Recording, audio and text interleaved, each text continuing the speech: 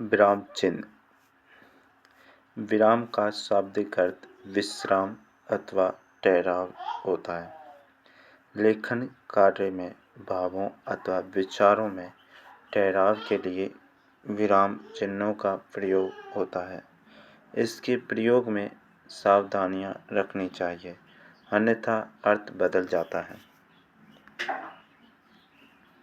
जैसे रोको मत, रोको मत जाने दो, भाव पकड़ लो। रोको मत जाने दो, भाव छोड़ दो। खेलो मत बैठो, भाव खेलते रहो। खेलो मत बैठो, शांत रहो। श्री कामता प्रसाद के अनुसार विराम चिन्ह 20 होते हैं। श्री कामता प्रसाद के अनुसार पूर्ण विराम को छोड़कर अन्य विराम चिन्ह अंग्रेजी भाषा से लिए गए हैं।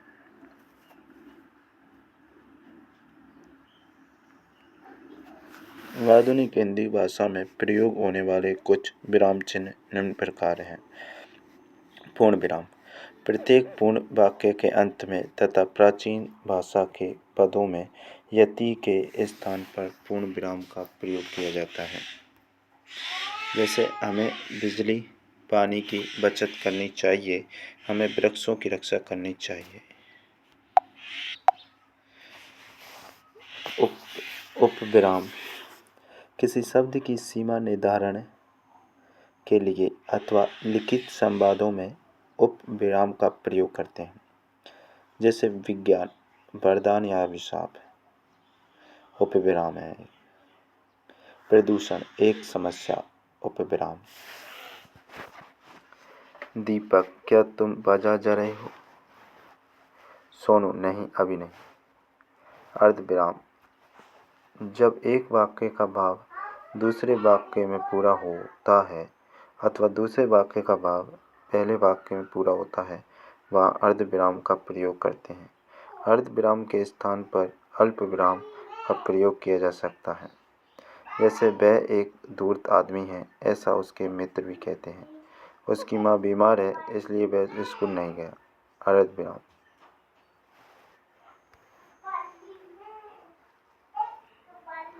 अल्पविराम। अल्पविराम का क्षेत्र व्यापक होता है। इसका प्रयोग कम ठहराव के लिए होता है। इस चिन्ह का प्रयोग निम्नलिखित स्थानों पर होता है। अल्पविराम। जब वाक्य में दो से अधिक समान पद आए हों और उनमें संयोज्य शब्द और तथा एवं व आदि की गुंजाइश हो, तो उस स्थान पर अल्पविराम का प्रयोग किया जाता है। राम सुंदर, सुशील, दयालु और सबल व्यक्ति थे। दीपू एक सच्चा, ईमानदार, निडर और मेहनती पुलिस ऑफिसर है। ऐसे दो वाक्यों के बीच में जिनका भाव एक दूसरे में निहित हो, वहाँ अल्प विराम का प्रयोग किया जाता है। शीला बहुत खुश हुई, वह नानी जो बनने वाली थी। वह स्वभाव का सख्त है, मैं अच्छी तरह जानता हूँ। दी गई संज्ञा या सर्वनाम के विषय में सूचना के रूप में आने वाली संज्ञा वाक्य के पहले और बाद में अल्प विराम का प्रयोग किया जाता है।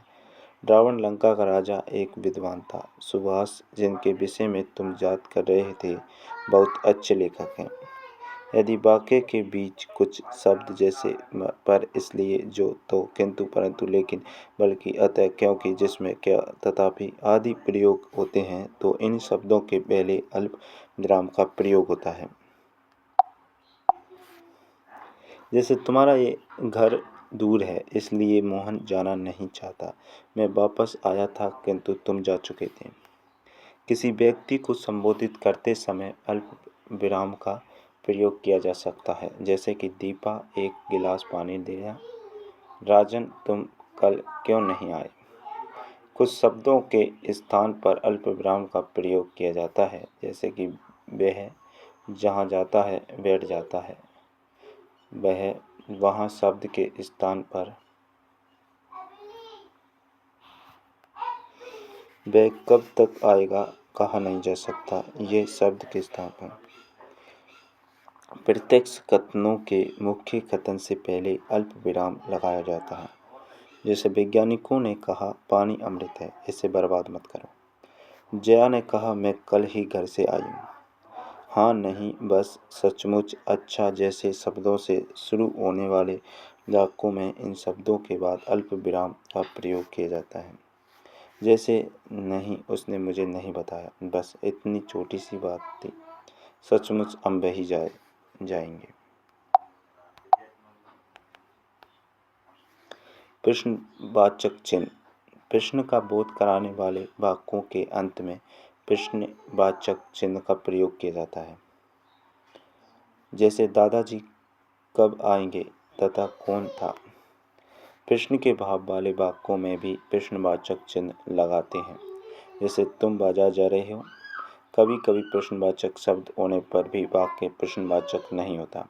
ऐसी स्थिति में प्रश्नवाचक चिन्ह नहीं लगाते। जैसे वाक्य बता हूँ श्रीमान, वह कब कहाँ गया जाता है, किसी को नहीं पता। राजीव ने मुझको बताया था कि वह कल कहाँ गया था। ध्यान रहे, प्रश्न किया जाता है, पूछा नहीं जाता। शिक्षक ने प्रश्न पूछा, शिक्षक ने प्रश्न किया।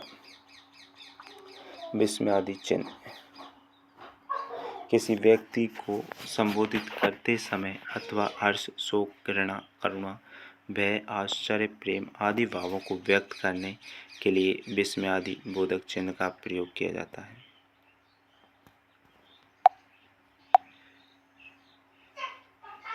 जैसे दरवाज़ा खोल दो।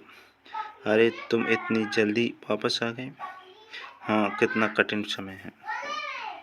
उद्धरण चिन्ह या अवतरण चिन्ह। इस चिन्ह के दो रूप, एक गहरा उद्धरण चिन्ह, दोहरा उद्धरण चिन्ह। एक गहरा उद्धरण चिन्ह किसी शब्द, वाक्यांश, वाक्य को अलग से दिखाने के लिए कोई लेखक, कवि, कोई शीर्षक, किसी पुस्तक नाम, समाचार पत्र नाम दिखाने के लिए प्रयोग करते हैं। जैसे पुरुष की रात। दोहरा उद्धरण चिन्ह।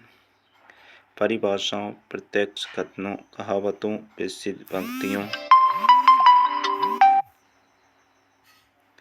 पंक्तियों इत्यादि को दिखाने के लिए दोहरा उद्धरण चिन्ह का प्रयोग।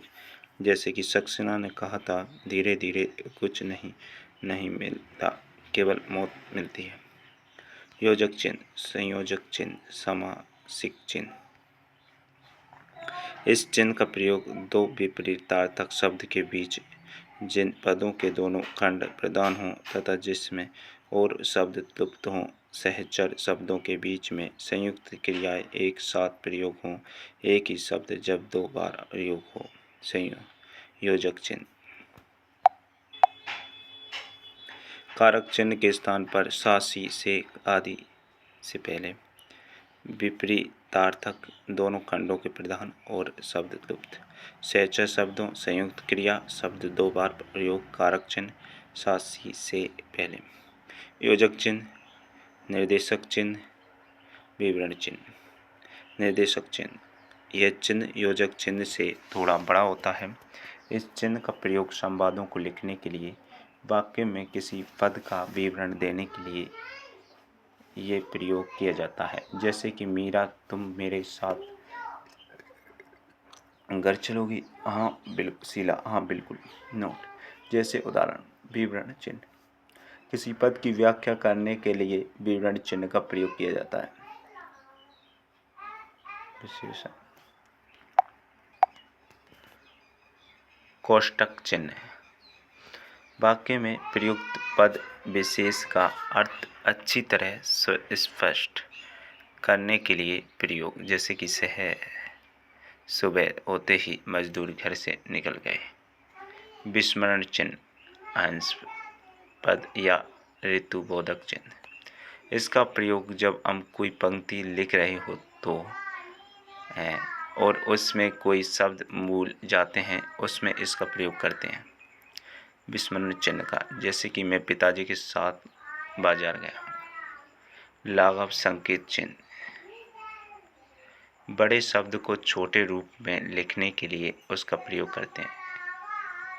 जैसे कि उत्तर प्रदेश, अध्यापक। लोप चिन्ह, बोलते बोलते चुप हो जाने पर इस भाव को दिखाने के लिए प्रयोग किया जाता है।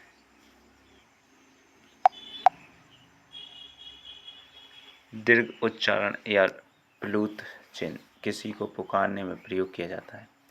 पुनरुक्ति या अनुवृत्ति चिन्ह वस्तु का नाम, यात्रा, चाय, 1 किलो चीनी, 4।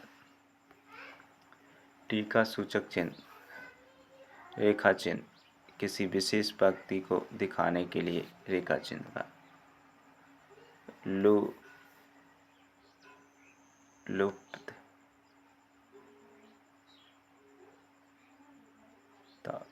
सूचक चिन्ह, धरा, पृथ्वी, पाषाण, पत्थर अथवा चिन्ह, अथवा किसी शब्द के स्थान पर दूसरे शब्द के प्रयोग को दिखाने के लिए इसका प्रयोग करते हैं। समाप्ति सूचक चिन्ह,